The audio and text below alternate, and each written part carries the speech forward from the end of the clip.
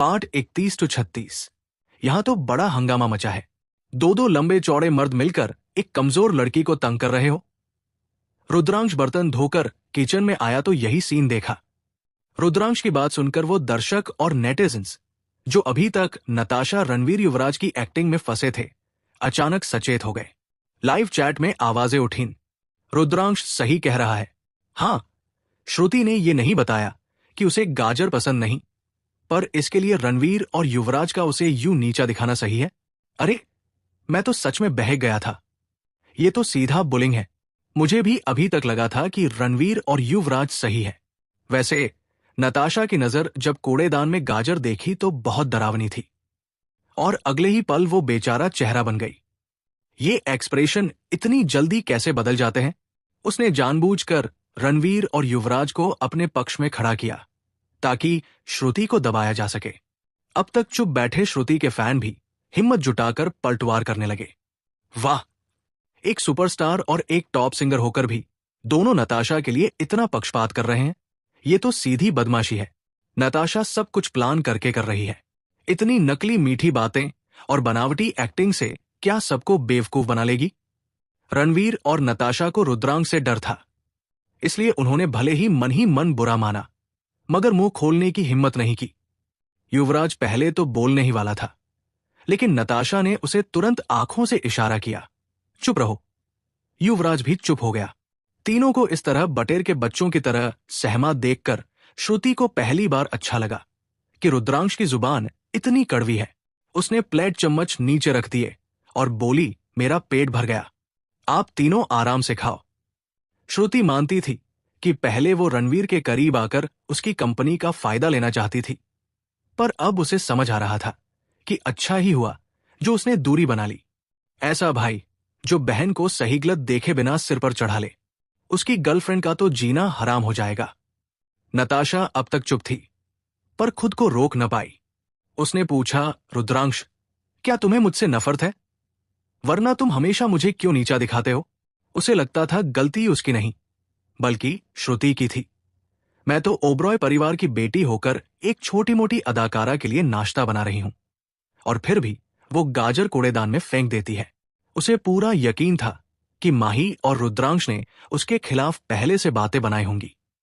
धीरे धीरे उसे लगने लगा कि असली चालाक तो माही ही है। रुद्रांश ने उसे घूरा और ठंडी आवाज में बोला, अगर तुम सोना नहीं हो तो ये मत सोचो कि सब तुम्हें पसंद करेंगे। ज्यादा सोचोगी तो खुद ही वहम पाल लोगी। नताशा का चेहरा एकदम सफेद पड़ गया। उसने होंठ काटे और थोड़ा उत्तेजित होकर बोली, मैं वहमी नहीं हूं। मैं बस ये चाहती हूं कि तुम मुझसे नफरत मत करो। रुद्रांश, क्या तुम मुझसे इतनी बेरुखी से पेश आना बंद नहीं कर सकते? रुद्रांश ने हल्की सी मुस्कान के साथ जवाब दिया, मुझे नकली लोगों से एलर्जी है। अगर पास रहा तो शायद सीधे अस्पताल ले जाना पड़े। उसकी मुस्कान अब थोड़ी शरारती हो गई। उसने नताशा के दुखी चेहरे को गौर से देखा और बोला, अपनी जान बचाने के लिए मुझे तुमसे दूर रहना ही पड़ेगा, मिस नताशा। ये कहकर वो किचन से निकल गया। रुद्रांश के ये बोल सुनकर भले ही उसे राहत मिली हो, लेकिन बाहर सोशल मीडिया और लाइव स्ट्रीम फट पड़े। क्या रुद्रांश हद से नहीं बढ़ गया? हाँ, नताशा थोड़ी परेशान करने वाली है, पर वो सच में उसे पसंद करती है। मैं भी मानता हूं उसने ओवर किया। किसी की सच्चाई पर ऐसे पैर रखना ठीक नहीं। ये तो वैसे ही नकचढ़े लड़कों जैसा व्यवहार है, जो कहते हैं ये लड़की मेरे लायक नहीं। कैसा अविकट जुबान वाला ई स्पोर्ट्स का भगवान। मुझे तो बस घटिया इंसान लग रहा है। नेटिज़न्स में जमकर बहस छिड़ गई कि रुद्रांश सच में हीरो है या फिर बदतमीज। यहां तक कि एक ट्रेंड भी चल पड़ा, रुद्रांश की जहरीली जुबान नकली है, और ये देखते ही देखते ट्रेंडिंग लिस्ट में तीसरे नंबर तक पहुंच गया। नताशा का गुस्से से बुरा हाल था। वो चाहती थी कि रुद्रांश को खूब खरी खोटी सुनाए, लेकिन मजबूरी में उसे बेचारी और दुखी बनने का नाटक करना पड़ा। रणवीर और युवराज, जो उसके अंधभक्त बने रहते थे, हमेशा की तरह यही सोच रहे थे कि रुद्रांश जरा भी जेंटलमैन नहीं है और उसकी बातें बहुत कड़वी है। वहीं श्रुति मन ही मन बेहद खुश थी। उसे लगा कि रुद्रांश ने बहुत अच्छा किया। अब उसे समझ आ गया था कि नताशा जैसी बनावटी और चालाक औरत को सिर्फ रुद्रांश जैसा सीधा सपाट और जहरीली जुबान वाला इंसान ही ठीक से जवाब दे सकता है। ये तो औरतों की असलियत पहचानने का एक्सपर्ट है। जब उसने देखा कि रणवीर और युवराज फिर से नताशा को मनाने वाले हैं, तो श्रुति तुरंत उठकर किचन से बाहर चली गई। बाहर आकर उसने कुछ गहरी सांसें ली और आंगन में खड़े हरे भरे पेड़ों को देखकर मन हल्का कर लिया। बिल्कुल सही कहा है पुरखों ने, आंखों से दूर तो दिल से भी दूर। दूसरी तरफ माही और उसके साथियों का ग्रुप उस पुराने कठपुतली कलाकार जोरावर के घर पहुंचा। वहां पहले से ही लोक संगीत मंडली के बुजुर्ग मौजूद थे और कुछ बच्चे भी मदद के लिए आए थे। थोड़ी बातचीत के बाद काम बांटा गया। बुजुर्गों और पुराने कलाकारों ने स्क्रिप्ट के हिसाब से बैकग्राउंड म्यूजिक और आवाज, वेंट्रिलोक्विज्म की तैयारी शुरू की। वहीं माही और बाकी लोगों ने बच्चों को सिखाना शुरू किया कि कठपुतलियों को कैसे चलाया जाता है। बच्चों ने पहली बार छाया नाटक देखा था। बस एक हाई स्कूल के लड़के ने इसे किताबों में पढ़ा था। सभी बच्चों को ये चीज बहुत दिलचस्प लगी। जब उनमें दिलचस्पी आई तो उन्होंने सीखना भी शुरू किया। माही और बाकी लोग पूरे मन से बच्चों को सिखाने लगे। आधे दिन में ही बच्चों ने कठपुतली चलाना सीख लिया। इत्तेफाक से उसी वक्त बुजुर्ग भी म्यूजिक और डायलॉग तैयार कर चुके थे। तो सबने सोचा कि अब मौका अच्छा है, बच्चों और बुजुर्गों को साथ लेकर पहला छाया नाटक कर डालते हैं। गांव के सरपंच भी हालचाल देखने आए थे। वही पहले दर्शक बने नौझा और समुद्र का हंगामा नाम का छाया नाटक पूरा 1 घंटा चला। जैसे ही रोशनी बुझी और पर्दे से परछाइयां गायब हुई, सरपंच ताली बजाते खड़े हो गए। वो बार बार तारीफ कर रहे थे, डॉटर वाह, ये तो कमाल कर दिया तुम लोगों ने। लोक मंडली के लीडर जोरवार ने गंभीर होकर पूछा, सच बताओ, इतना अच्छा था क्या? सरपंच हंसते हुए बोले, बिल्कुल, मैं कभी झूठ नहीं बोलता पुराने दोस्त, तुम तो मुझे जानते हो। वही कठपुतली कलाकार ने भी मास्टर जोरवार की पीठ थपथपाई और कहा, तुमने बच्चों के साथ पहली बार मिलकर इतना बढ़िया तालमेल बिठा लिया, कमाल कर दिया। सब गांव के ही लोग थे। सबको पता था कि मंडली का सपना है कि एक दिन टीवी पर आए। अब जब सच में मौका मिला था तो उनका उत्साह और घबराहट दोनों स्वाभाविक थे। माही ने भी मुस्कुराकर भरोसा दिलाया, गुरुजी, चिंता मत करो, आपकी मंडली इस शो में जरूर चमकेगी। क्योंकि ये परफॉर्मेंस प्रतियोगिता का हिस्सा भी था, इसलिए प्रोडक्शन टीम ने रिहर्सल का हिस्सा लाइव स्ट्रीम में नहीं दिखाया। बस सरपंच की तालियों पर अचानक सीन दोबारा शुरू किया। लाइव स्ट्रीम देख रहे नेटिजन्स गुस्से से फट पड़े। ये डायरेक्टर पागल है क्या? इतने अहम सीन पर कट लगा दिया। हद है, मेरा नौझा का नाटक वापस दो। लोग बुरी तरह कमेंट्स कर रहे थे, लेकिन प्रोडक्शन टीम के लिए टीआरपी सबसे ऊपर थी। उनकी नजर में दर्शकों की नाराजगी कोई मायने नहीं रखती थी। नाटक खत्म होने के बाद माही और साथी जब घर लौटे तो उनके हाथों में ढेर सारी सब्जियां और फल थे, जो मंडली के बुजुर्गों ने जबरदस्ती पकड़ा दिए थे। जब वो कायरव के घर पहुंचे तो उसकी दादी ये देखकर हैरान रह गई। माही ने समझाया, तब जाकर दादी को चैन मिला। उन्हें डर था कि बच्चे शायद उनका आभार जताने के लिए खुद ये सब खरीद कर लाए होंगे। असल में तो रुद्रांश ने पहले ही उन्हें इतना बड़ा धन्यवाद दिया था कि वो घबरा गई थी। भले ही डायरेक्टर ललित ने इसे गरीब बच्चों की मदद बताकर बात संभाल ली थी, पर दादी जानती थी कि ये सिर्फ उनके बनाए खाने का रुद्रांश का शुक्रिया था। वो मदद तो ठुकरा नहीं सकी, लेकिन अंदर ही अंदर डरती थी कि कहीं ये लोग फिर से इस तरह कोई और बड़ा एहसान न कर दें। नोट, कमेंट नहीं रुकने चाहिए। पार्ट 37। पिछली बार जब रुद्रांश ने नताशा का मजाक उड़ाया था, उसके कुछ ही दिन बाद रुद्रांश की जहरीली जुबान झूठी है, वो जानबूझकर लोगों को आहत करता है वाले ट्रेंड पर अचानक रुद्रांश की कंपनी श्रीवास्तव कॉर्पोरेशन के पब्लिक रिलेशन डिपार्टमेंट की तरफ से जवाब आ गया। उस जवाब में कोई फालतू सफाई नहीं थी, बस एक रिपोर्ट का लिंक था जिसमें रुद्रांश और नताशा का जिक्र था। जिज्ञासा में नेटिजन्स ने तुरंत लिंक पर क्लिक किया। शीर्षक देखते ही सब चौंक गए। आखिर क्यों ओब्रॉय परिवार की बेटी बाहर से मुस्कुराकर नए कलाकारों का स्वागत करती है और पीठ पीछे उनकी बुराई करती है? ये रिपोर्ट पिछले साल मार्च की थी। उस वक्त रुद्रांश ने स्पोर्ट्स छोड़कर एंटरटेनमेंट इंडस्ट्री ज्वाइन की थी। वो तब बिल्कुल नया था। किसी को नहीं पता था कि वो श्रीवास्तव परिवार का सबसे बड़ा पोता है। वो बस छोटे मोटे शो में गेस्ट बनकर जाता था, जहां ज्यादातर नए कलाकार ही आते थे। इन्हीं शोज में उसकी पहली मुलाकात नताशा से हुई, जो उस वक्त भी ओबरॉय परिवार की बेटी और स्वराजली की प्रिंसेस जैसे टैग्स के साथ आई थी। असल में नताशा उस मिड लेवल शो में सिर्फ इसलिए आई थी ताकि इंटरनेट पर फेम पा सके।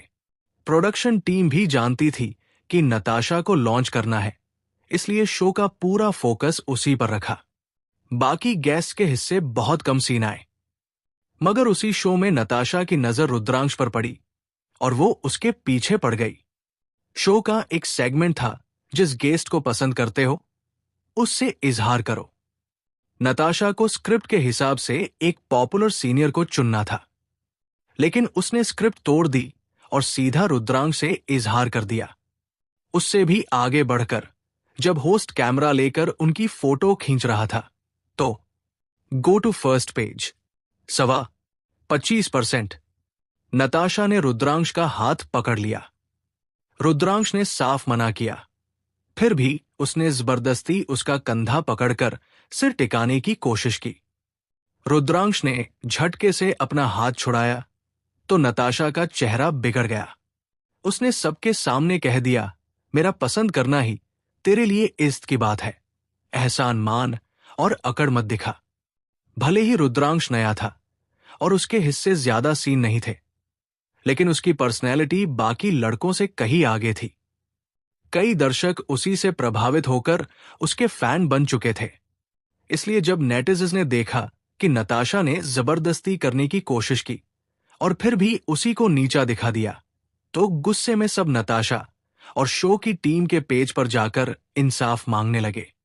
मगर नतीजा उल्टा हुआ। उनके सारे कमेंट्स डिलीट कर दिए गए।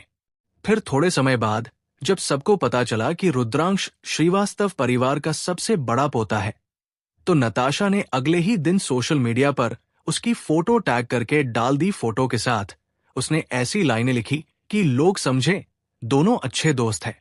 इससे गुस्साए नेटिजन्स ने ये रिपोर्ट लिखी और पैसे खर्च करके इसे बड़े ब्लॉगर से पब्लिश करवाया। अब जब कंपनी ने दोबारा ये रिपोर्ट सामने रखी तो पुरानी बातें सबको याद आ गई। लोगों का गुस्सा फिर से भड़क उठा। ये तो हद है, नताशा हमें बेवकूफ बना रही थी। मैं तो सच मान बैठा था कि रुद्रांश ही गलत है। असल में नताशा को रुद्रांश की हैसियत पर नजर थी। वही वजह है कि वो पीछे पड़ी थी। जैसे ही ये रिपोर्ट रिलीज हुई, सबकी नजरें नताशा पर टिक गई। भले ही करण ओबेरॉय ने तुरंत पीआर शुरू किया, मगर नताशा की छवि इतनी बुरी तरह टूटी कि उसकी बदनामी अब तक के सबसे निचले स्तर पर पहुंच गई। नताशा के सोशल मीडिया यानी इंस्टाग्राम पर पहले 3 मिलियन से ज्यादा फॉलोअर्स थे, लेकिन कुछ ही दिनों में उसके 5वें हिस्से फॉलोअर्स गायब हो गए। अब बस 2 मिलियन के थोड़े ऊपर ही बचे। सिर्फ यही नहीं, कई ब्रांड्स जिनके साथ नताशा की डील चल रही थी, उन्होंने भी फोन करके साफ कहा, अगर स्वराजली एंटरटेनमेंट जल्दी ही नताशा की इमेज नहीं संभालता तो हम कॉन्ट्रैक्ट रिन्यू नहीं करेंगे। यहां तक कि जिन इंटरनेशनल ब्रांड्स के साथ स्वराजली एंटरटेनमेंट ने बड़ी मेहनत से कॉन्ट्रैक्ट 2/4 50% करवाया था, वो भी रद्द हो गए। करण ओबेरॉय ने बहुत बार कॉल करके उन्हें मनाने की कोशिश की, लेकिन उन्होंने एक ही बात कही, नताशा के साथ काम करना रिस्की है। और तो और उन्होंने स्वराजली एंटरटेनमेंट के बाकी कलाकारों को भी नहीं चुना, बल्कि उन्होंने जाकर आशियाना एंटरटेनमेंट के कलाकारों के साथ कॉन्ट्रैक्ट साइन कर लिया। आशियाना ने तो इस मौके को और भुनाया। चुपचाप पैसे गिनने के बजाय उन्होंने पब्लिकली ट्वीट किया, ट्रेंडिंग टॉपिक खरीदा और जश्न मनाया। पूरे इंडस्ट्री को एक झटके में पता चल गया कि स्वराजली एंटरटेनमेंट का पका हुआ मुर्गा उड़कर आशियाना एंटरटेनमेंट के बर्तन में जा गिरा। करण ओबेरॉय गुस्से से दांत पीस रहे थे।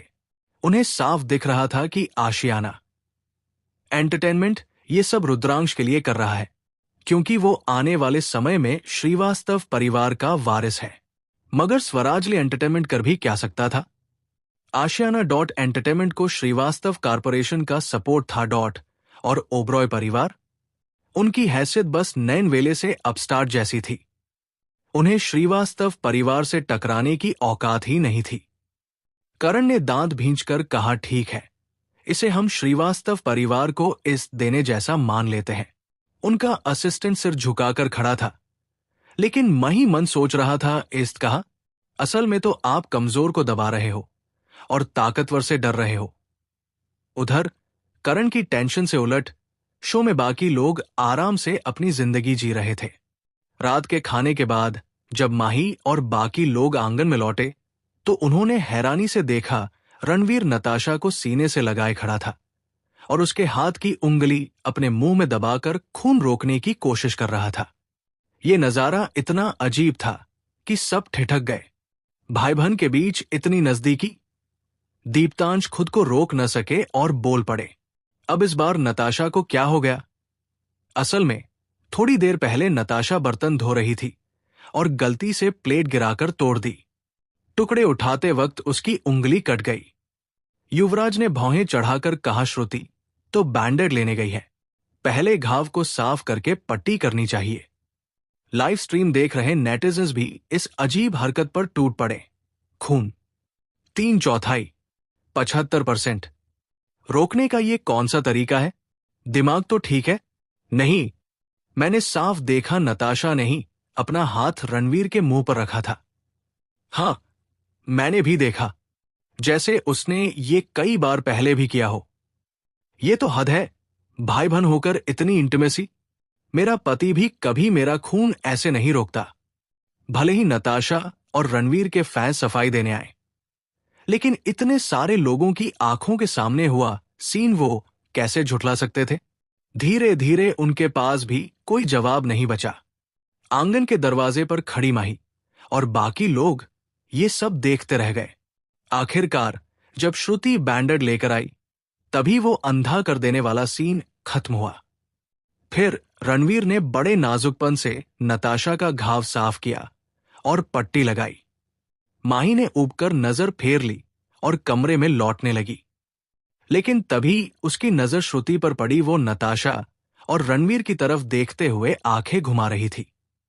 माही ने भौहें उठाई। मतलब साफ था, इस टीम के अंदर भी सब एक दूसरे से खुश नहीं है। कम से कम श्रुति को तो नताशा बिल्कुल पसंद नहीं थी। नोट: साफ देख रही हूं कि लोगों कुछ पढ़ी ही नहीं चैप्टर पूरे चाहिए, पर कुछ टाइम भी नहीं कमेंट करना का जीओडी नाइट। 4/4, 100%। चैप्टर 38। उस रात माही जल्दी सो गई थी, लेकिन आधी रात को आंगन से किसी के उल्टी करने की आवाजें आ रही थी। वो बाहर आई तो देखा रणवीर ओबेरॉय कूड़ेदान को पकड़कर पत्थर की बेंच पर बैठा उल्टियां कर रहा था। कुछ देर उल्टी करने के बाद भी उसका जी घबरा रहा था और वो रुक रुक कर खांसता जा रहा था।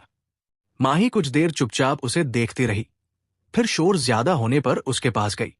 उसने रणवीर का हाथ पकड़कर नाड़ी टटोली और बोली, तुमने कुछ गलत खा लिया है, हल्का सा फूड पॉइजनिंग है। अचानक उसकी कलाई पर छुआ और आवाज सुनकर रणवीर चौंक गया। अगर ये कोई और वक्त होता तो वो जरूर चिल्लाता, लेकिन इस बार माही का शांत और बेपरवाह चेहरा देखकर वो कुछ कह ही न सका। आखिरकार उसने धीमे से कहा, थैंक यू। माही को उसके शुक्रिया से कोई फर्क नहीं पड़ा। उसने बस सिर हिलाया और पूछा, आज खाया क्या था? रणवीर ने याद करते हुए कहा, नताशा ने मशरूम वाला चिकन बनाया था रात को। मशरूम? माही थोड़ी देर सोच में पड़ी, फिर बोली, बचा हुआ खाना कहाँ है? रणवीर ने ईमानदारी से जवाब दिया, फेंक दिया। स्वाद अच्छा नहीं था, मैं ही थोड़ा खा गया था, बाकी किसी ने नहीं खाया। माही ने लंबी सांस ली। चलो गांव के डिस्पेंसरी चलते हैं, चेकअप करवा लो। रणवीर ने सिर हिलाया और उठने की कोशिश की, लेकिन उसका बैलेंस बिगड़ गया और वो पत्थर की मेज से टकराते कराते बचा। शर्मिंदगी से बोला, मेरे पास ताकत ही नहीं है। माही ने उसकी हालत देखी, पर ज्यादा मदद करने का मन नहीं हुआ। उसने बस सोचा कि साथ चल दूंगी ताकि वो डॉक्टर तक पहुंच जाए। वो ओबरॉय परिवार के लिए कोई भावनाएं नहीं रखती थी, सिवाय अपने बड़े भाई के लिए। तभी अचानक किसी ने मजबूत बाहों से रणवीर को उठा लिया और पीठ पर लाद लिया। रणवीर चौंक कर हवा में झूल गया और सामने वाले की गर्दन कसकर पकड़ ली। फिर गुस्से से बुदबुदाया, रुद्राक्ष तुम क्या कर रहे हो? रुद्राक्ष ने उसकी परवाह नहीं की और माही की तरफ देखा। चले, मुझे रास्ता नहीं पता डिस्पेंसरी का। माही, तुम आगे चलो। माही ने चुपचाप सिर हिलाया और आगे बढ़ गई। गांव की डिस्पेंसरी असल में एक किसान का घर था। बूढ़ा डॉक्टर पहले कस्बे के अस्पताल में नौकरी करता था, लेकिन अब रिटायर होकर गांव में ही लोगों का इलाज करता था। सफेद बालों वाला डॉक्टर ऐनक सीधा करते हुए बोला, ये मैं नहीं ठीक कर सकता। यहां के बड़े अस्पताल जाओ, टेस्ट होगा तभी सही दवा मिलेगी।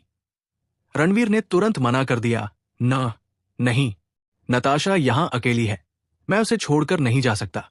डॉक्टर, आप बस कोई दवा दे दीजिए, मैं जवान हूं, जल्दी ठीक हो जाऊंगा। डॉक्टर ने उसे ऐसे देखा जैसे कोई बेवकूफ सामने खड़ा हो। तुम्हें हल्का जहर चढ़ा है और वो मशरूम की वजह से है। पता भी नहीं कौन सा मशरूम खाया और बस दवा खा लोगे?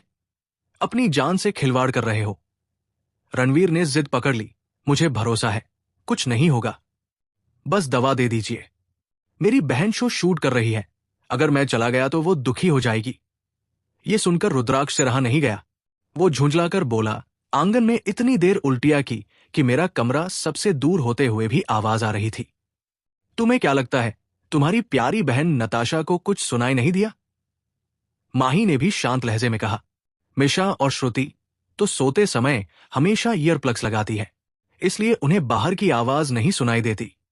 लेकिन मैं 1 साल से नताशा को देख रही हूं, उसने कभी ईयर प्लग्स नहीं लगाए।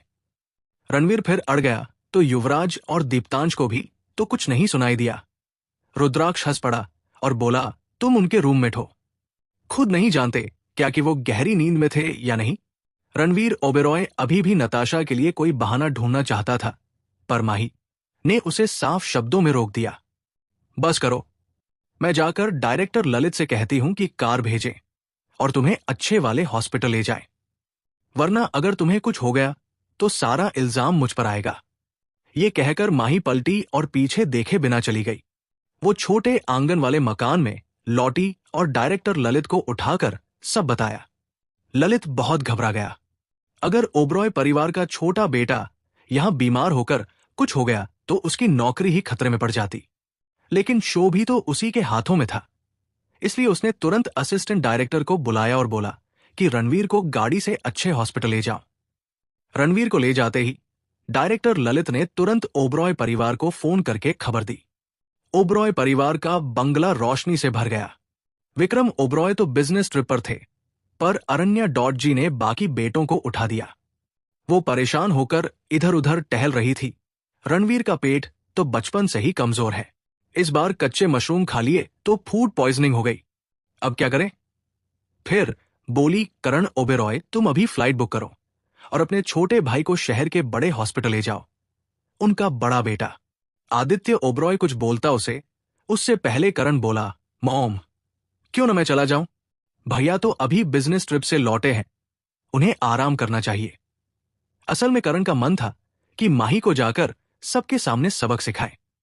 उसे लगता था कि अब जब माही की पॉपुलैरिटी बढ़ी है और वो रुद्रांश जैसे स्टार से जुड़ गई है तो उसके तेवर और भी चढ़ गए हैं। आदित्य ने अपने चालाक भाई की तरफ देखा, फिर अपने असिस्टेंट को मैसेज करके टिकट बुक करने को कहा। खड़े होकर अपनी मॉम से बोला, ठीक है मॉम, मैं कपड़े बदल कर निकलता हूं। करण कुछ कहना ही चाहता था कि आदित्य की सख्त नजर देखकर चुप रह गया।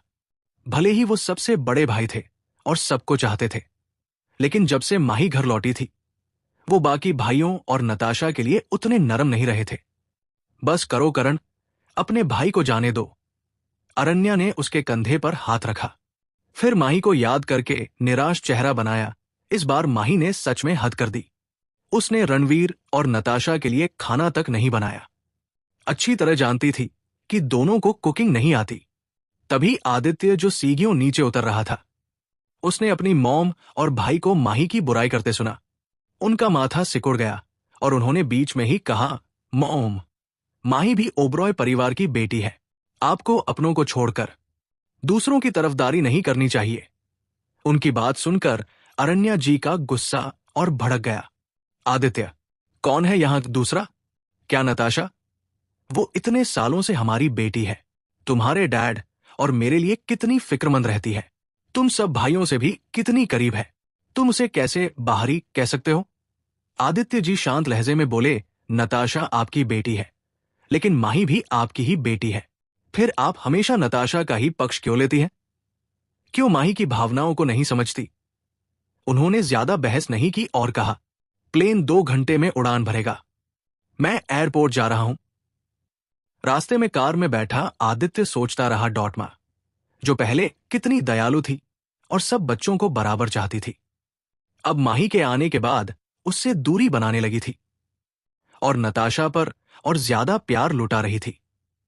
जब उन्हें छोटे भाई से पता चला कि माही ने ओबरॉय परिवार से नाता तोड़ दिया है, तो उन्हें ज्यादा आश्चर्य नहीं हुआ, बल्कि उन्होंने एक लंबी सांस छोड़कर खुद को हल्का महसूस किया, क्योंकि इस परिवार में माही और नताशा की लड़ाई में लगभग सब नताशा का ही साथ देते थे।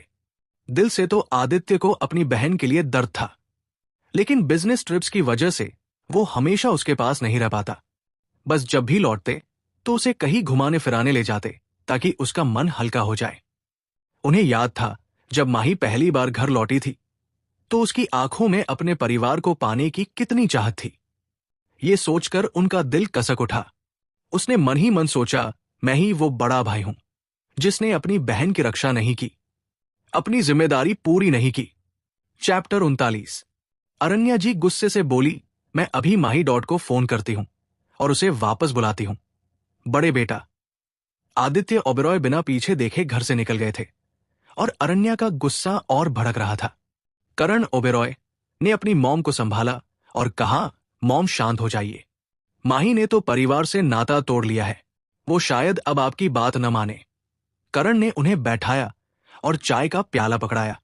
अरण्या जी ने घूंट भरा और थोड़ी शांत हुई, लेकिन माही से नाराजगी उनके चेहरे पर साफ झलक रही थी। नताशा को मैंने बचपन से ही बिगाड़ा है।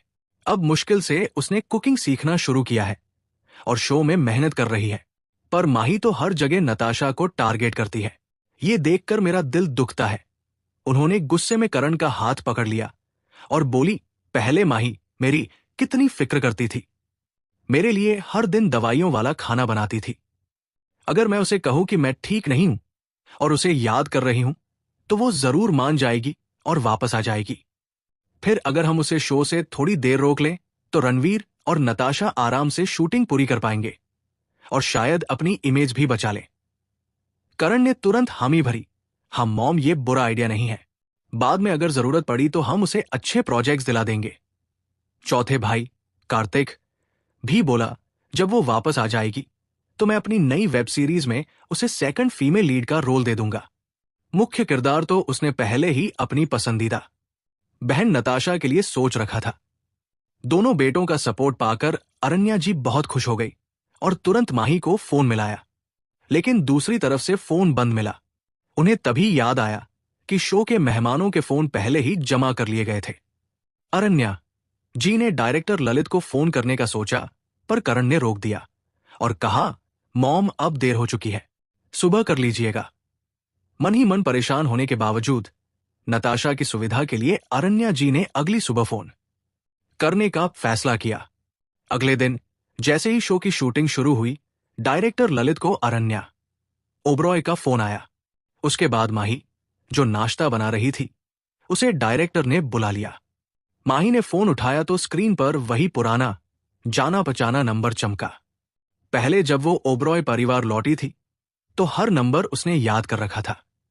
परिवार में से कोई भी उसे फोन करता तो उसका पूरा दिन खुशियों से भर जाता, लेकिन अब अरण्या जी का नंबर देखकर उसका पहला ख्याल था, फोन ऑन करो, रिकॉर्डिंग चालू करो और स्पीकर पर बात करो। जैसे ही कॉल कनेक्ट हुआ, अरण्या की आवाज आई, माही मैं हूं। उसकी आवाज में खुशी छलक रही थी। उसे लगा कि माही ने फोन उठाकर साबित कर दिया है कि वो परिवार को पूरी तरह छोड़ नहीं पाई है। शायद उस दिन जो गुस्से में बोली थी, वो बस ध्यान खींचने का तरीका था। यही सोचकर अरण्या सीधे बोली, माही, जब से तुम घर से गई हो मैं बीमार सी रहने लगी हूं, रातों को नींद नहीं आती। क्या तुम आज वापस आ सकती हो मुझे देखने? माही ने ठंडी आवाज में जवाब दिया, वापस आकर आपके लिए दवाइयों वाला खाना बनाने। उसकी बेरुखी ने अरण्या जी को एक पल सन्न कर दिया। असल में वो यही चाहती थी, पर जब माही ने खुद कह दिया तो सुनने में ऐसा लगा जैसे उसे सिर्फ एक कुक या नर समझा जा रहा हो। अरण्या ने बनावटी मुस्कान के साथ कहा, नहीं बेटा, मेरा मतलब बस ये था कि मैं तुम्हें देखना चाहती हूं, थोड़ा अच्छा लगेगा। माही ने सीधा सवाल किया, तो असल में आपको मेरी याद नहीं आई? आपने बस इसलिए फोन किया क्योंकि आप बीमार हैं? क्या आपके लिए मैं सिर्फ एक नौकरानी हूं जिसे जब चाहो बुला लो? दूसरी तरफ अरण्या का चेहरा लाज से उतर गया। भले ही माही ने बिल्कुल सच कहा, पर एक मां होने का अहंकार वो छोड़ नहीं पाई। माही, ये कैसी बातें कर रही हो? मैं बस ये सोच रही थी कि तुम काम में इतनी बिजी हो कि घर आने का समय नहीं मिलता, इसलिए मैंने कहा था कि आकर मुझे देख लो। ये कैसे सोच लिया कि मैं तुम्हें नौकरानी समझती हूं? शायद माही का रवैया बहुत ठंडा था, इसलिए आखिर में अरण्या जी ने जोर देकर कहा, मैं तुम्हारी मां हूं। अगर मैं चाहूं तो तुम्हें वापस आना ही होगा। उसी समय मिश, जो नाश्ता बनाने आई थी, दरवाजे पर खड़ी ये बातें सुनकर हैरान रह गई। वो तो सिर्फ माही को बुलाने आई थी, पर अरण्या जी के ये हुक्म देने वाले शब्द सुनकर उसका माथा सिकुड़ गया। माही ने उसे देख लिया और हल्का सा सिर हिलाकर फिर फोन पर बोली, अगर आप मेरी मां हैं तो आपको यह भी पता होना चाहिए कि मैं इस वक्त रियलिटी शो की शूटिंग कर रही हूं और नताशा भी इसी शो की गेस्ट है। आपको तो कॉन्ट्रैक्ट का नियम पता ही होगा, रिकॉर्डिंग के दौरान कोई भी गेस्ट बीच में शो छोड़ नहीं सकता, वरना डबल पेनाल्टी देनी पड़ती है। अरण्या को यह नियम अच्छे से मालूम था, लेकिन अपनी गोद ली हुई बेटी नताशा के लिए वो अपनी असली बेटी माही का भविष्य बिगाड़ने को भी तैयार थी। उसने ठंडी आवाज में कहा, यह बस एक शो है, क्या मेरी सेहत उससे ज्यादा अहम नहीं है? तुम वापस आओ, फिर तुम्हारा दूसरा भाई करण तुम्हें अच्छे प्रोजेक्ट्स दिला देगा और तुम्हारा चौथा भाई कार्तिक अपनी नई वेब सीरीज में तुम्हें सेकंड लीड दे देगा। माही हंस पड़ी, लेकिन उस हंसी में दर्द था। सच में? मुझे नहीं यकीन।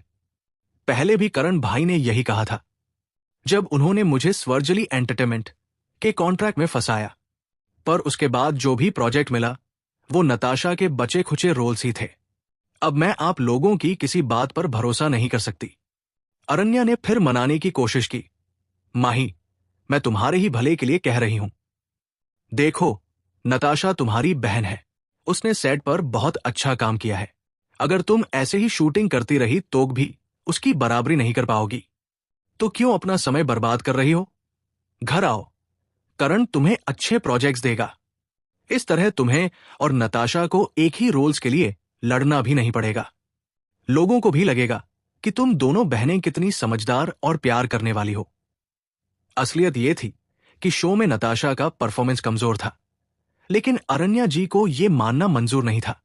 उसकी नजर में नताशा का फेल होना हमेशा माही की बेहतर परफॉर्मेंस की वजह से था। माही अब और झूठ सुनने के मूड में नहीं थी। उसने सीधा कहा, तो असलियत यह है कि नताशा मुझसे मुकाबला नहीं कर पा रही, इसलिए आपने यह बहाना बनाया है मुझे घर ले जाने का, है ना? उसका चेहरा शांत था, आवाज ठंडी, अरण्या जी, अब और दिखावा मत कीजिए। इतना मुश्किल है क्या सीधा सच कहना? और वैसे भी जब से आप सबने मुझे ढूंढ निकाला, आपने कभी पब्लिक में यह नहीं बताया कि मैं आपकी असली बेटी हूं। फिर लोगों को कैसे पता चलेगा कि मैं और नताशा बहनें हैं? मुझे याद है कार्तिक की नई वेब सीरीज की हीरोइन नताशा ही है ना? तो क्या आप फिर चाहती हैं कि मैं आपकी बेटी की चमक बढ़ाने के लिए बस उसकी परछाई बनूं? स्पीकर फोन ऑन था। अरण्या जी तो चुप रह गई, लेकिन यह सुनते ही कार्तिक भड़क उठा। वो गरज कर बोला, माही, तमीज में रहो। अगर तुम मेरी सगी बहन न होती तो मैं तुम्हारी तरफ देखता भी नहीं। ओबरॉय के बिना तुम नताशा के बराबर तो छोड़ो, उसके साथ खड़ी होने लायक भी नहीं हो। उसकी तेज आवाज सुनकर मिशा डर गई। वो दंग रह गई कि कोई सगा भाई अपनी बहन को इस तरह जलील कैसे कर सकता है, सिर्फ एक गोद ली हुई लड़की की खातिर। माही ने तंज कसते हुए कहा, तो ठीक है अब जब मैं अकेली हूं, तुम लोग पहले की तरह मुझे इंडस्ट्री से बैन कर देना। कहते हैं नंगे पाव वाला जूते वालों से नहीं डरता। माही भी अब उसी मुकाम पर थी। उसके पास खोने को कुछ नहीं था, इसलिए अब किसी से डरने का सवाल ही नहीं था। अकेली। ये शब्द अरण्या जी के दिल में चुभ गए। उनका स्वर कांपने लगा। ये कैसी बातें कर रही हो? हम परिवार हैं। हम पहले भी थे, आज भी हैं, और हमेशा रहेंगे। क्या माही उन्हें इस बात के लिए दोष दे रही थी कि वो सालों तक घर से बाहर अकेली रही? पर अरण्या को लगता था हम तो 10 साल से उसे ढूंढ रहे थे, पर किस्मत ने साथ नहीं दिया। तो इसमें हमारी गलती कहाँ है?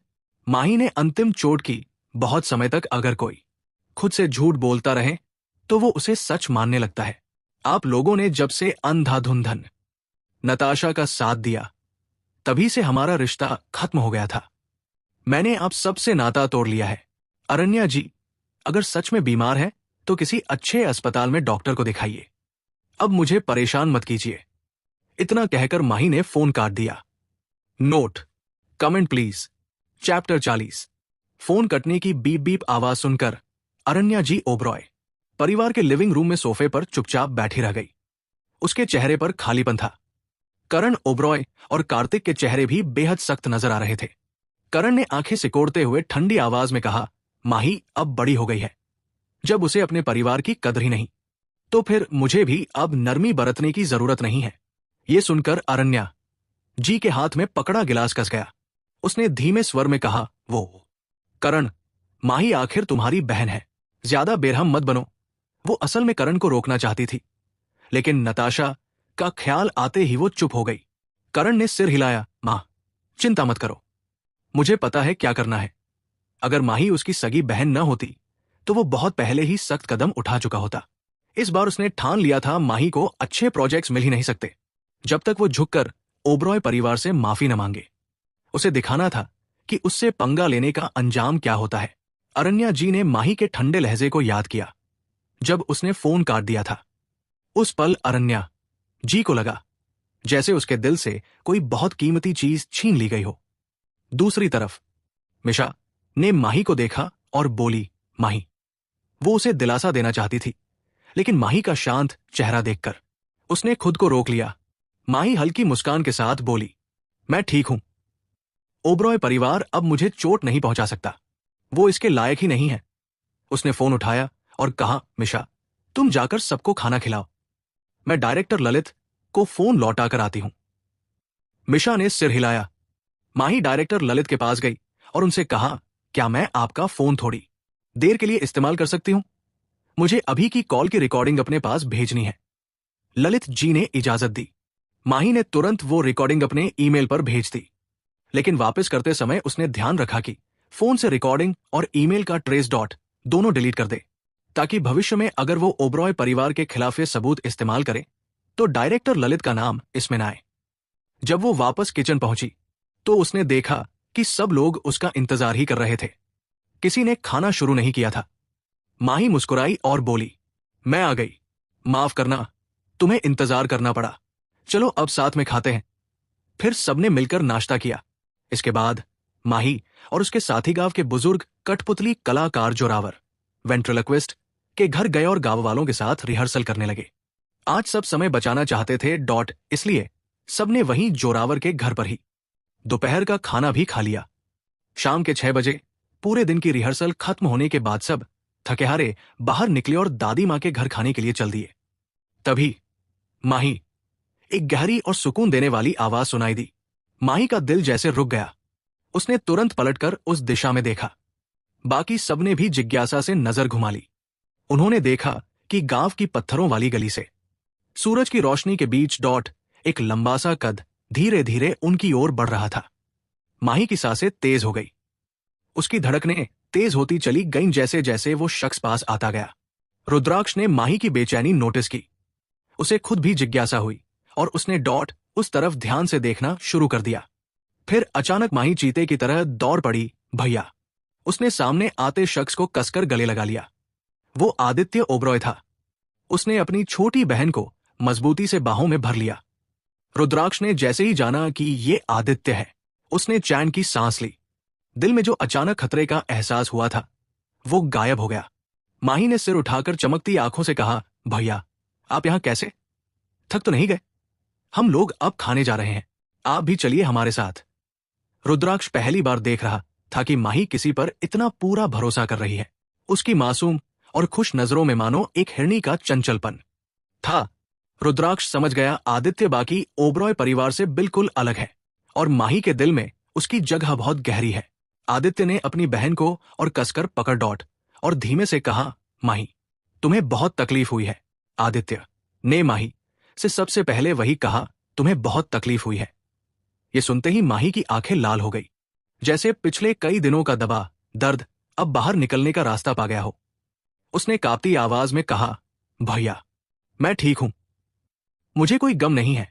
सच, वो अब तक अपने जज्बात पर काबू रखे हुए थी, लेकिन आदित्य की नरम और अपनापन भरी नजरों को देखते ही उसका सब्र टूट गया। वो बच्चों की तरह रोने लगी और आंसू पोंछने लगी। अपनी बहन को यूं बेसहारा रोता देख आदित्य घबरा गया और तुरंत उसके आंसू पोंछने लगा। लेकिन जितना वो संभालता, माही उतना ही ज्यादा रोने लगती। आखिरकार आदित्य ने उसे फिर से अपनी बाहों में भर लिया और धीरे से समझाने लगा, माही, डर मत, तेरा बड़ा भाई लौट आया है। अब कोई तुझे सताने की हिम्मत नहीं करेगा।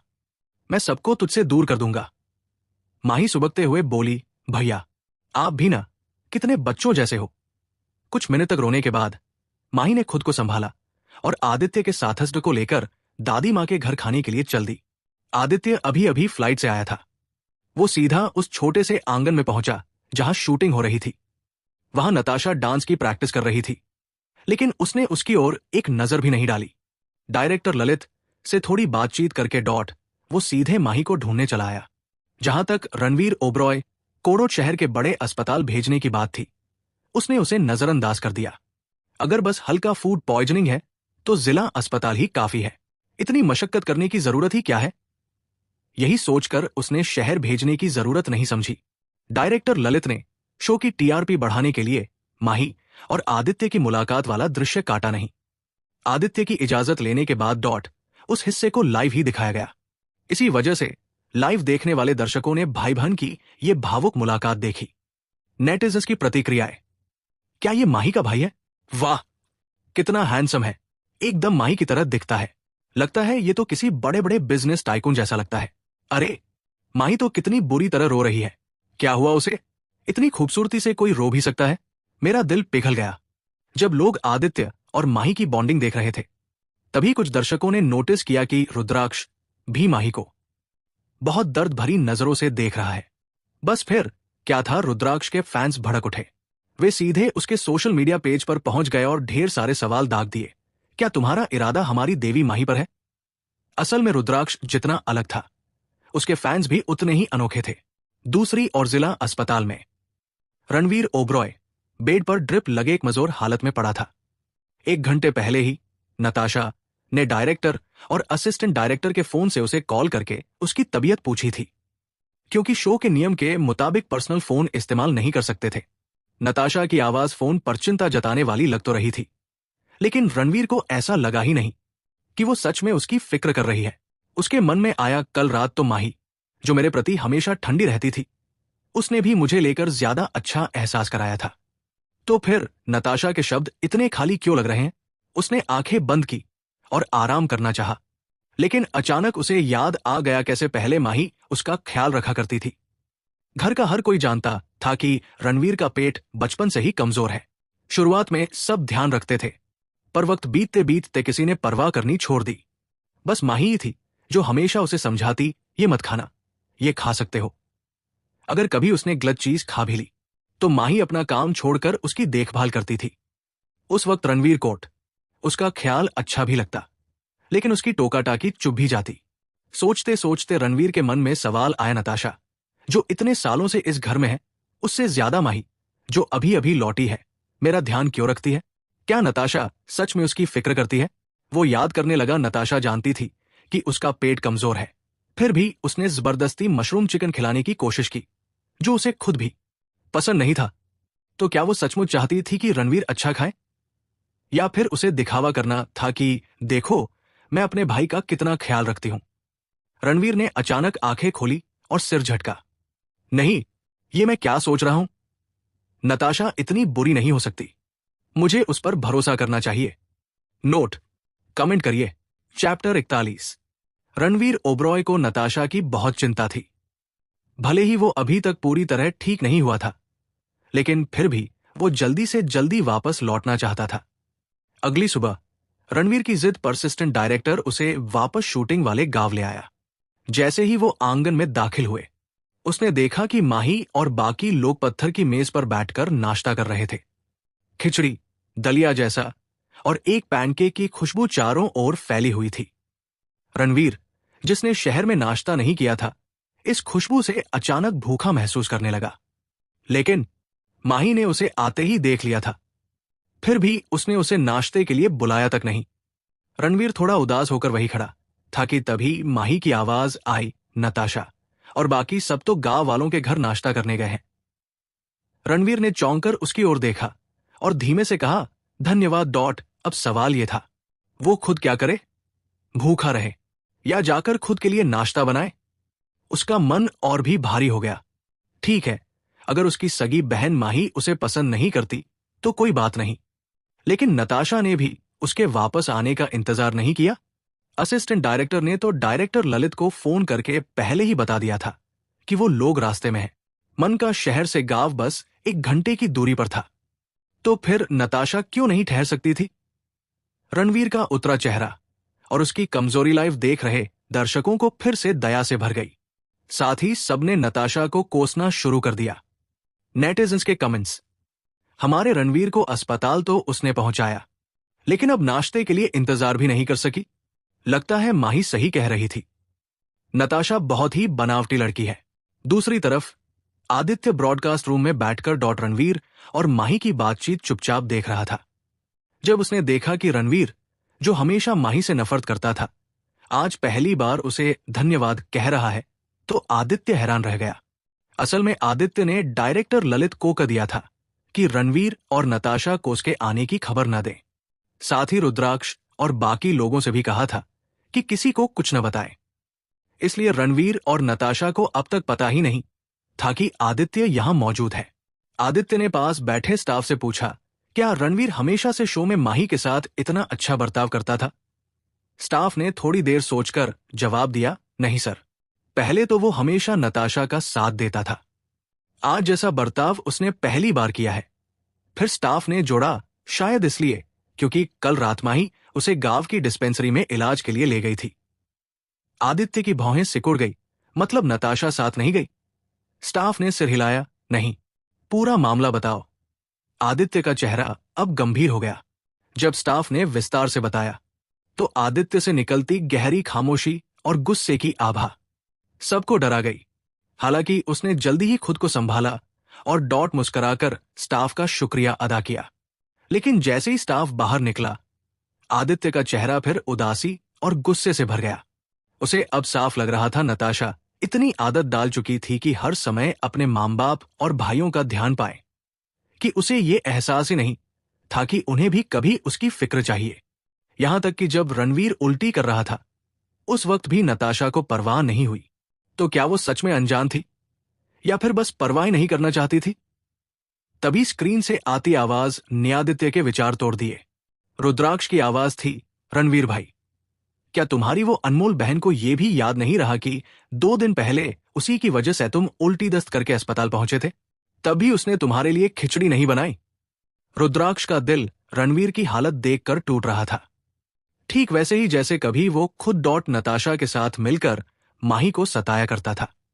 रणवीर ओबरॉय को अच्छे से समझ आ गया था कि रुद्राक्ष क्या कर रहा है, वो बस तमाशा देखना चाहता है। रणवीर ने मन ही मन तय कर लिया कि उसे ये मजा लेने नहीं देगा। उसने रुद्राक्ष की ओर हल्की नजर डालकर कहा, मेरा खाने का मन नहीं है। रुद्राक्ष ने होंठ टेढ़े करके मुस्कुराया, पर वो चुप रहने वाला नहीं था।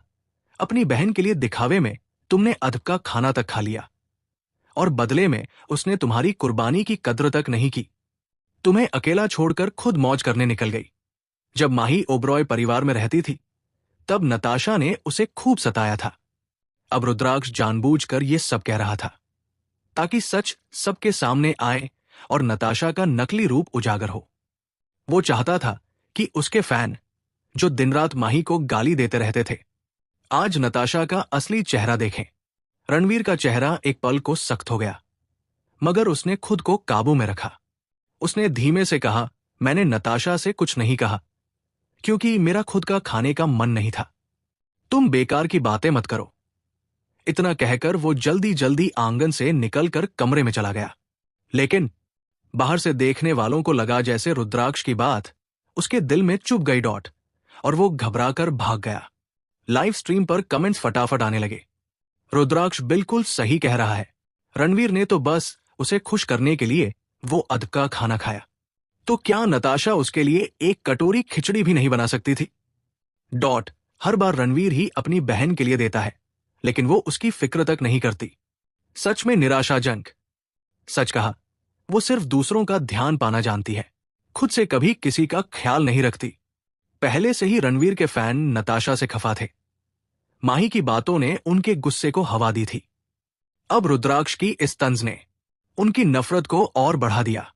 उधर दूसरी तरफ रणवीर जब साथ नहीं था तो नताशा को अब नाटक करने का मन ही नहीं हुआ। सुबह जल्दी उठकर खाना बनाने की बजाय डॉट उसने सुझाया कि क्यों न गांव वालों के यहां काम करके नाश्ता ले ले। गांव वालों ने यह सुनकर उन्हें तुरंत अंदर बुला लिया। काम करने की जरूरत भी नहीं पड़ी, उन्होंने खुद ही आमलेट गर्मा-गर्म बना दिया। श्रुति जैसे ही गर्मा-गर्म आमलेट खाने बैठी तो उसकी आंखें भर आई। पहले तो वो ऐसे सादे खाने और देसी माहौल को हंसी में टाल देती थी, मगर अब इतने दिन नताशा की खराब कुकिंग सहने के बाद उसे ये आमलेट किसी दावत से कम नहीं लगे। वो इतनी खुश हुई कि वो खुशी खुशी 2 आमलेट बुर्जी की प्लेट खा गई। नताशा भी मजे से आमलेट खाने बैठ गई थी। श्रुति ने सोचा, मौका अच्छा है, उसे कैमरे के सामने मुश्किल में डालना चाहिए। उसने जानबूझकर कहा, नताशा, डायरेक्टर ललित ने तो कहा था कि तुम्हारा भाई रणवीर आज सुबह लौटेगा, तो क्या हमें उसका इंतजार किए बिना नाश्ते पर आ जाना ठीक है? अगर वो आते ही भूखा रह गया तो क्या हमें एक कटोरी बुर्जी और बनवाकर उसे नहीं भेजनी चाहिए? कैमरे के सामने ये सुनकर डॉट नताशा का चेहरा कसैला हो गया। दिल में तो उसने सोचा, तो क्या हुआ अगर रणवीर आ भी गया? मेरा उससे क्या लेना देना है?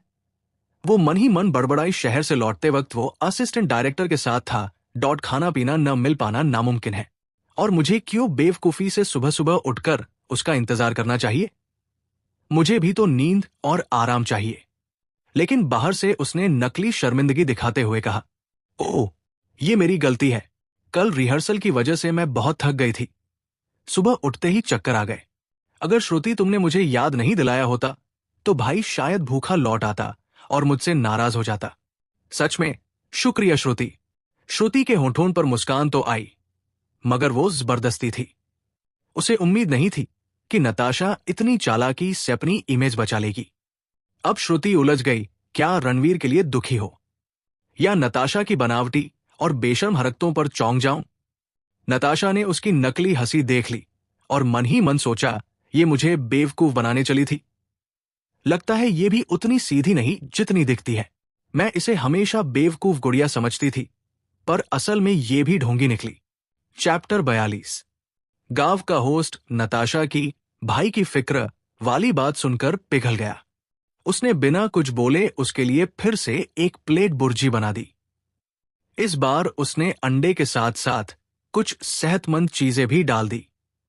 नताशा जब अंडे वाली बुर्जी लेकर वापस लौटी तो उसने सोचा, अगर मैं कुछ ना कहूं तो मेरी संवेदनशील बहन वाली इमेज बिगड़ जाएगी।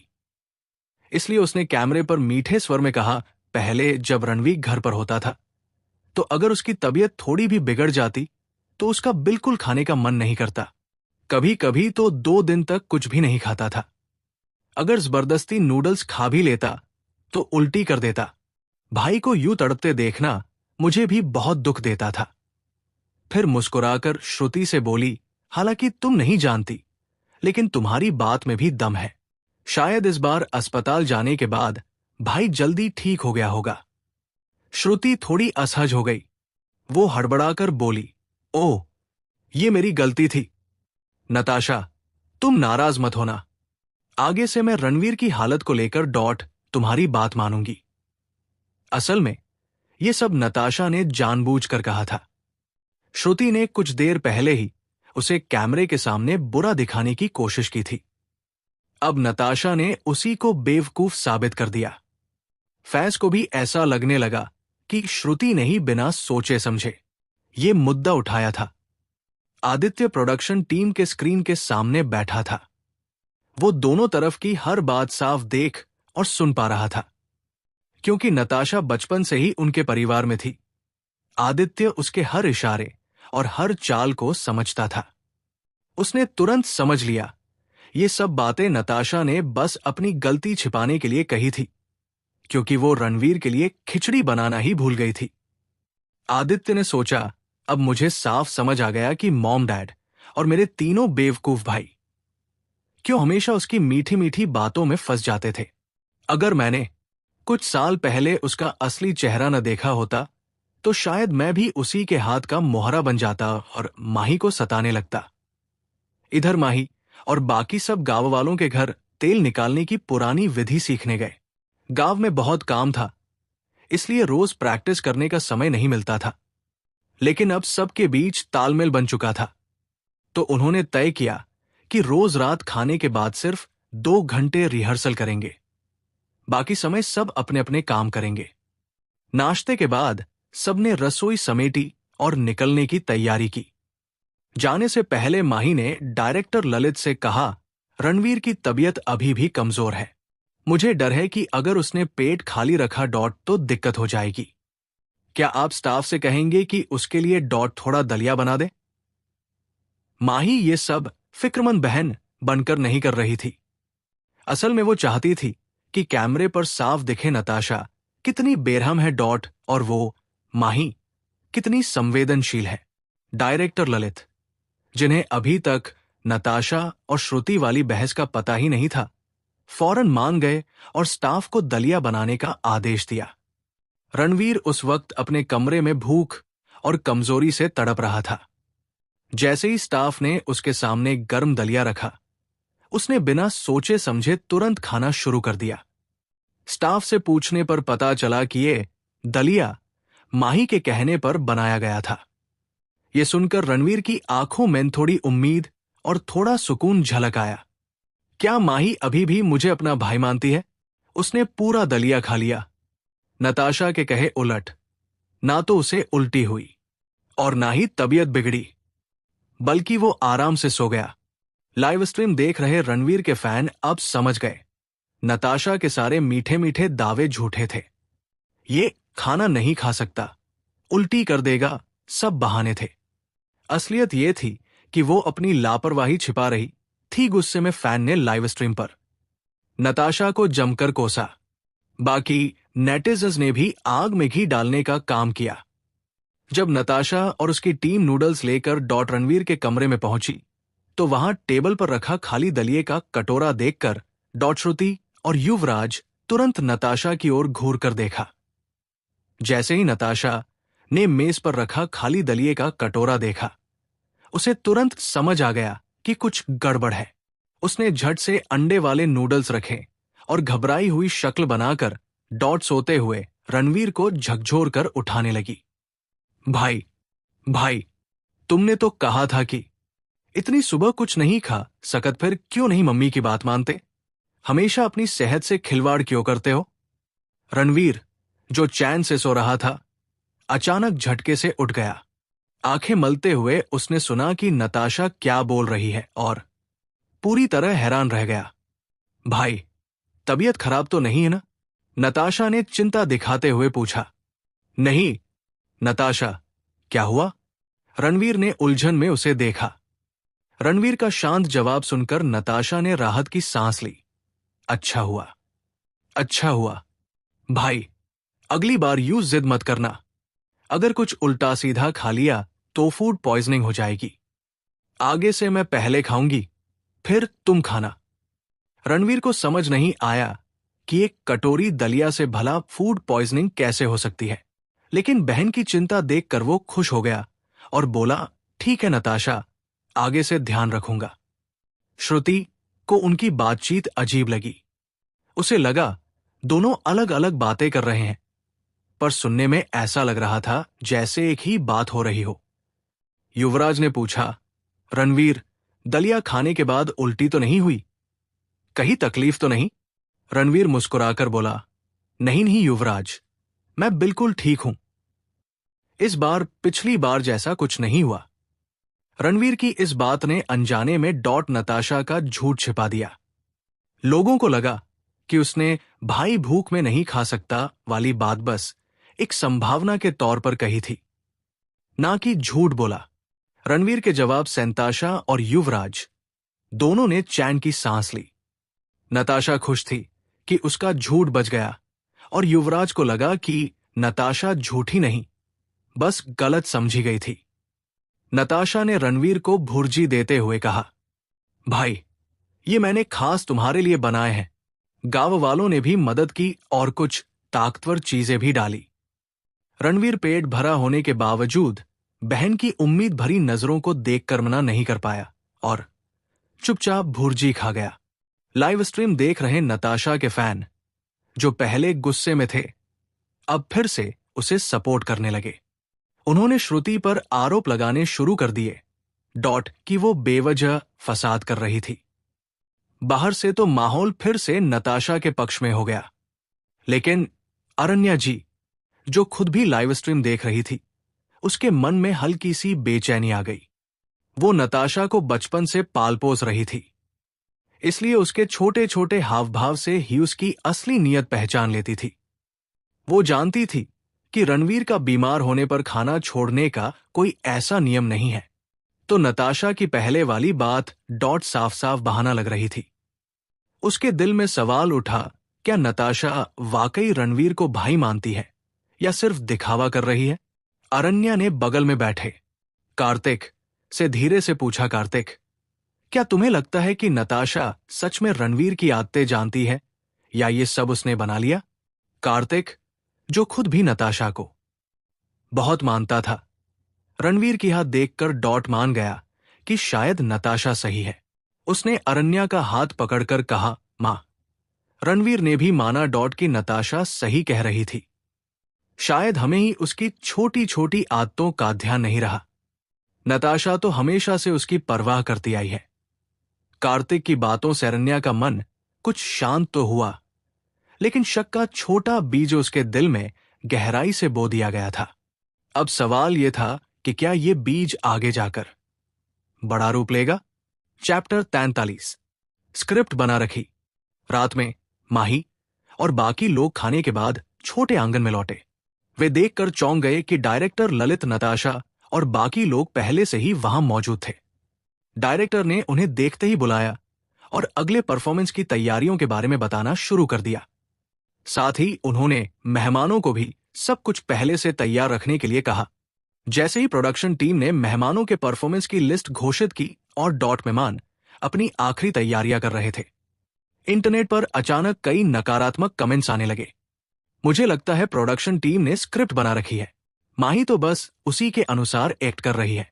इतनी जल्दी शैडो पपेट्री सीखना कैसे संभव है? माही की शैडो पपेट्री ठीक नहीं लग रही। मुझे पहले कभी ऐसा नहीं सुना।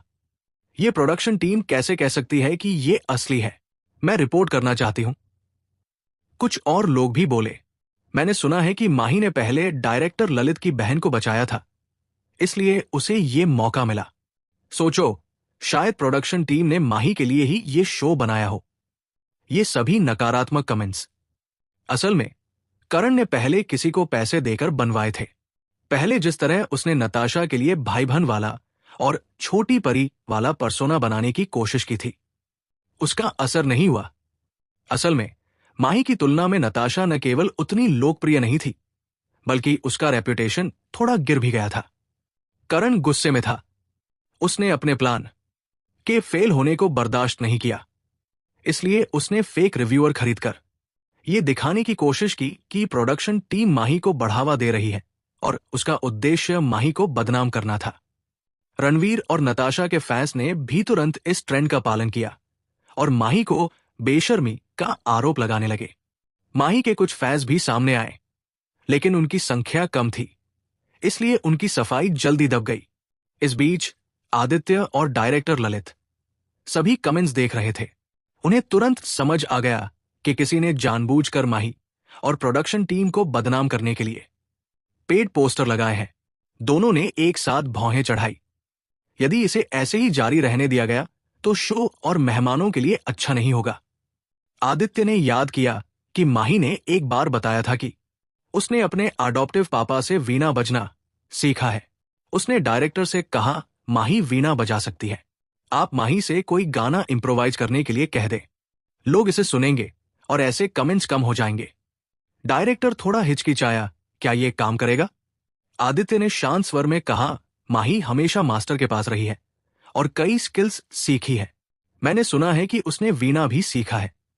डायरेक्टर ने अब कोई हिचक नहीं दिखाई। उसने तुरंत किसी को गांव के फोक बैंड के बूढ़े आदमी से वीणा उधार लेने के लिए भेजा। माही से संक्षिप्त बातचीत के बाद वो खुद तय कर लिया कि एक गाना वीणा पर बजाएगी, ताकि यह साबित हो सके कि शो में कोई स्क्रिप्ट नहीं है। माही ने सुझाव दिया, लेकिन डायरेक्टर, अगर आप पूरे फोक बैंड को बुला दें तो ज्यादा भरोसेमंद लगेगा। डायरेक्टर ने सिर हिलाया और तुरंत किसी को गांव के मुखिया से कह दिया कि बैंड के बुजुर्गों को बुलाया जाए। फिर उन्होंने ऑनलाइन वोटिंग शुरू की। कौन सा गाना फोक बैंड और माही के साथ बजाना चाहिए? 8 बजे से 8 बजे तक वोटिंग। भाग ले। वोटिंग शुरू होते ही काफी लोग इसमें शामिल हुए। समय पूरा होने पर सबसे ज्यादा वोट पाने वाला गाना था 10 तरह की धुन। प्रोडक्शन टीम ने वादा निभाया और माही और फोक बैंड इस गाने को लाइव बजाने की योजना बनाई। सबकी उत्सुक निगाहों के बीच सबसे पहले वीणा की मधुर धुन गूंजने लगी। माही ने कुछ सरल सुरों से सभी को गाने में खींच लिया। उसके बाद अन्य वाद्य यंत्रों की आवाज माही के एरहू के साथ मिलकर नेटिजन्स और वहां मौजूद लोगों को रोमांचक और शानदार अनुभव दिला रही थी। अब बोलो, जिसने कहा कि इस शो की स्क्रिप्ट है और माही उसी के अनुसार एक्ट कर रही है, सामने आओ। वादा है कोई मार नहीं पड़ेगा। हाँ, इस बार की परफॉर्मेंस पर सभी ने वोट किया। देखो अब ये लोग प्रोडक्शन टीम और हमारी शक्तिशाली देवी माही को कैसे बदनाम करने वाले हैं। क्यों किसी ने माही को बदनाम करने के लिए पेड पोस्टर लगाए? आदित्य ने अपने फोन पर इंटरनेट पर चल रहे कमेंट्स देखे और संतोष भरी मुस्कान दी। लेकिन खुशियां ज्यादा देर तक नहीं टिकी, क्योंकि तभी उसके छोटे भाई करण ने कॉल किया। भाई, वो आइडिया प्रोडक्शन टीम के लिए तुमने ही दिया था, है ना? क्यों दिया? क्या तुम नहीं जानते मैंने इंटरनेट पर माही के बारे में लोगों की राय कम करने में कितना मेहनत किया था? तुम साफ तौर पर माही को दबाने वाली माही के कदम माही पर चढ़ाने में मदद कर रहे हो। करण का स्वर काफी चिड़चिड़ा था, लेकिन आदित्य ने केवल ठंडे स्वर में जवाब दिया, हां, ये मैं ही था। मैं माही को उसका हक दिलाने में मदद करना चाहता था। माही कभी भी तुम्हारे और नताशा की तरह बिना वजह दूसरों को दबाने वाली नहीं रही। माही की लोकप्रियता गिरना पूरी तरह उसकी अपनी कमी का परिणाम है। वो किसी और को दोष नहीं दे सकती। आदित्य की बात सुनकर करण और ज्यादा चिढ़ गया। भाई, माही तो तुम्हारी बहन है।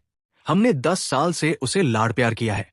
तुम कैसे माही के कदम माही पर चढ़ने में मदद कर सकते हो?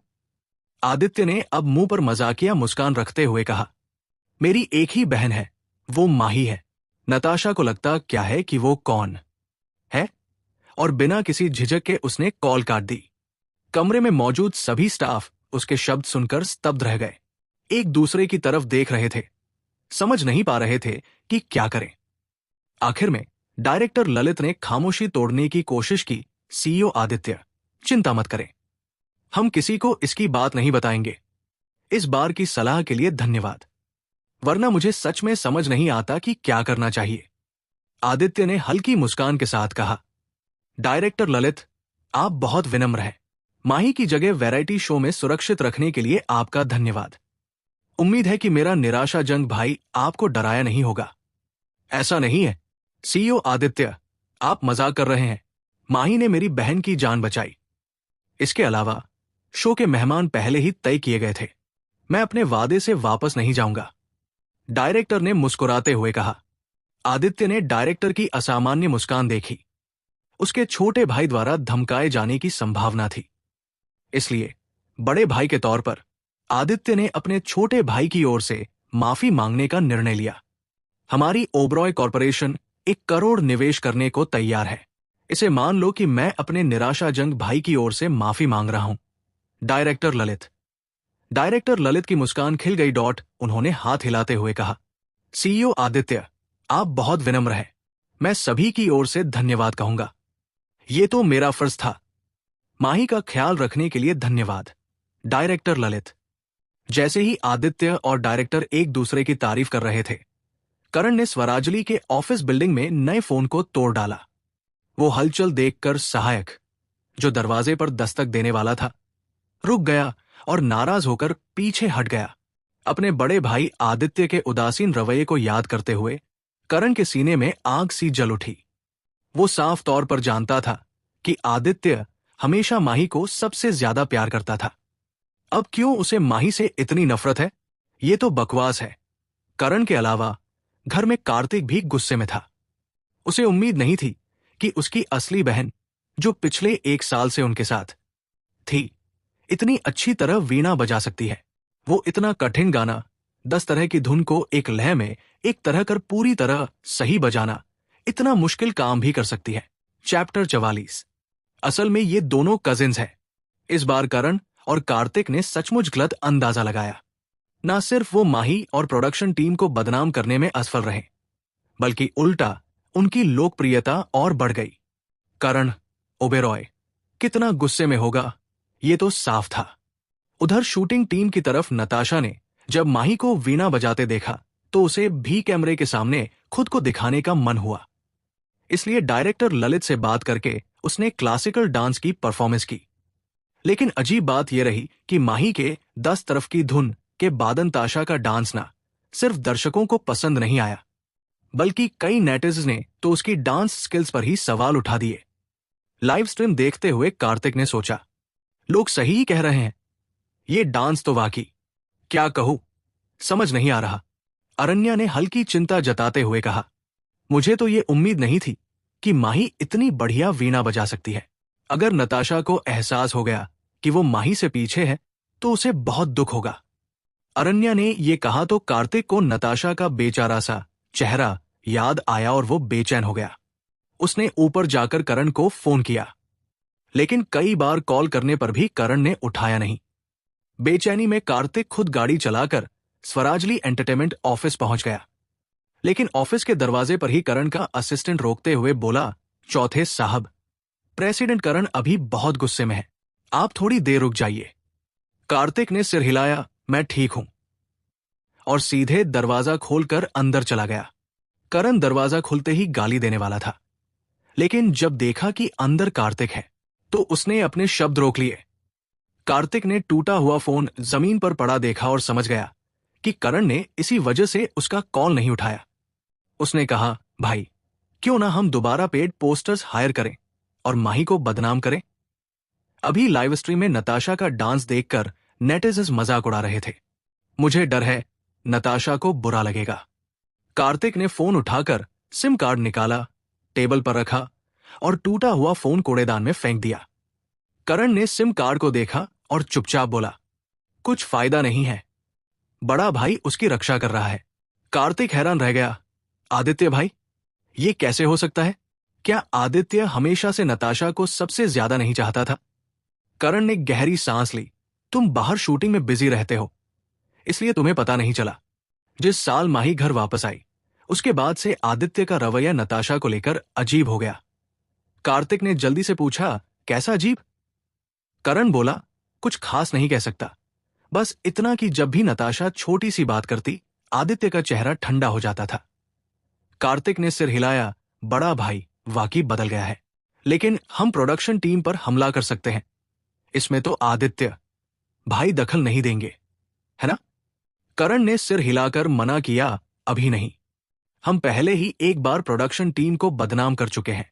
अगर अब किसी और बहाने से उन पर वार करेंगे तो बहुत साफ दिखेगा नेटिज़न्स बेवकूफ नहीं है, और फिर डायरेक्टर ललित इंडस्ट्री में बड़े नाम है, उन्हें नाराज करना सही नहीं होगा।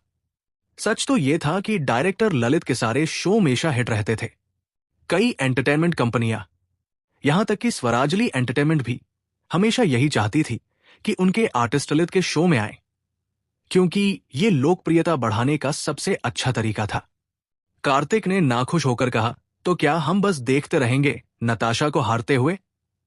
करण ने ठंडे स्वर में जवाब दिया, मुझे भी अच्छा नहीं लग रहा, लेकिन हालात को मजबूत बनाने के लिए हमें अभी नताशा को बर्दाश्त करना ही होगा। ये एपिसोड अब खत्म होने वाला है। अब अगर कुछ भी पलटा भी तो कोई खास मायने नहीं होगा। अगली बार नताशा को ठीक से तैयार करना ताकि वो माही को दबा सके। कार्तिक ने मजबूरी में सिर हिलाया, ठीक है, फिर जैसा तुम कहो। जब करण और कार्तिक ये सोच रहे थे कि माही को कैसे बदनाम किया जाए, उसी वक्त कई एंटरटेनमेंट न्यूज एजेंसियां भी रणवीर ओबेरॉय और माही के रिश्ते की तह तक पहुंचने की कोशिश कर रही थी। लेकिन दिक्कत यह थी कि अब तक वो दोनों के बस लड़का लड़की वाले रिलेशन या अफेयर की खबरें ही खोदते रहे।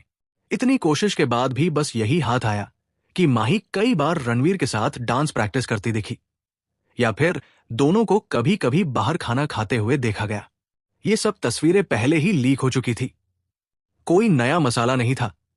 अब जब रणवीर का फूड पॉइजनिंग वाला लाइव स्ट्रीम सामने आया तो पत्रकारों को अचानक समझ आया हो सकता है माही और रणवीर अफेयर में नहीं बल्कि खून के रिश्ते में हो। क्योंकि लाइव में माही रणवीर पर गुस्सा तो दिखा रही थी, पर असल में उसकी देखभाल भी कर रही थी, बिल्कुल वैसे जैसे कोई बहन अपने भाई का ख्याल रखती है। ये देखकर एंटरटेनमेंट रिपोर्टर्स ऐसे टूट पड़े जैसे खून की गंध पाकर शार्क्स झुंड बना ले।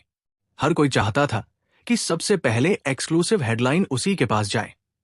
जल्द ही सोशल मीडिया पर ट्रेंडिंग में टॉपिक आया, आखिर माही और मशहूर सिंगर रणवीर ओबेरॉय का रिश्ता क्या है। ट्रेंडिंग टॉपिक्स देखने वाले प्लेटफॉर्म के स्टाफ ने हंसते हुए कहा, ये माही तो इंडस्ट्री की लाडली बन गई है, हर हफ्ते ट्रेंडिंग में पहुंच जाती है। दूसरे ने हंसते हुए जोड़ा, तीसरी बार है इस महीने, और नेटिजन्स के कमेंट्स पढ़ने लगा। असल में शो शुरू होने से पहले माही और रणवीर पर ऐसे ही कई चर्चे हो चुके थे। लोगों को लगता था कि माही रणवीर का इस्तेमाल कर रही है ताकि ओबेरॉय परिवार के जरिए बड़े बड़े प्रोजेक्ट्स पा सके। लेकिन जब से रियलिटी शो शुरू हुआ, नेटिजन्स ने देखा कि माही का रवैया रणवीर के लिए बिल्कुल अलग है। वो न सिर्फ उसे खुश करने की कोशिश नहीं करती, बल्कि कई बार उसका मजाक भी उड़ा देती और नजरअंदाज कर देती। उल्टा रणवीर ही बार बार माही से बात करने की कोशिश करता, जैसे उसे रोज उससे डांट खाए बिना चैन नहीं मिलता। यानी शो के बाद से लोगों की पुरानी धारणाएं हिल चुकी थी। अब ये नया टॉपिक आते ही नेटिजन्स ने अपनी राय पूरी तरह पलट दी और उनके रिश्ते पर दोबारा चर्चा शुरू कर दी। उधर करण ओबेरॉय ने पहले तो तय किया था कि अब माही को बदनाम नहीं करेगा, लेकिन ये टॉपिक बिल्कुल सही समय पर सामने आया था। तो उसने अपने असिस्टेंट को बुलाकर कहा, एक पेड आर्मी तैयार करो, माही और रणवीर के रिश्ते पर नया नैरेटिव फैलाना है। कुछ ही देर में इंटरनेट पर एक पोस्ट वायरल हो गया। असल में माही रणवीर की कजिन है। पोस्ट में लिखा था, माही की असली पहचान रणवीर ओबेरॉय की कजिन के रूप में है।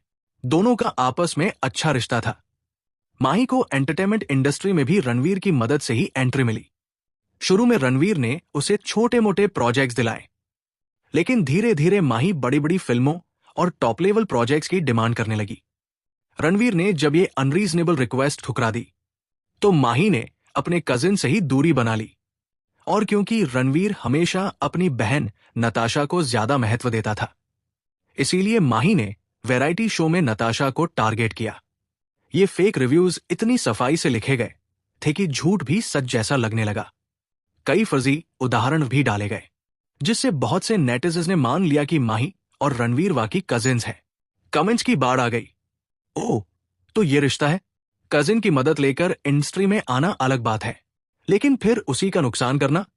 अगर रणवीर की मदद ना होती तो माही इंडस्ट्री में आती ही कैसे? मुझे शुरू से शक था। असल में ये दोनों कजिन्स हैं। मतलब माही ने सिर्फ इसलिए नताशा को टारगेट किया क्योंकि रणवीर ने उसे रिसोर्सेज नहीं दिए। कितनी छोटी सोच है।